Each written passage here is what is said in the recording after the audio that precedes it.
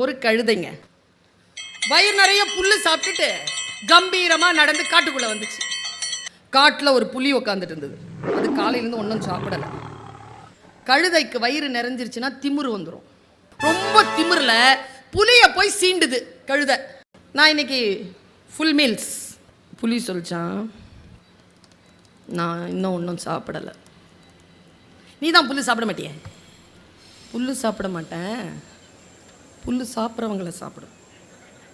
அது கழுதைக்கு கோவம் வந்துருச்சா, புலியை ஒரு கை பார்க்கணுன்ற திட்டத்தோட சொல்லுது, ஓய் நான் சாப்பிட்ட புல்லு கலர் சொல்லு.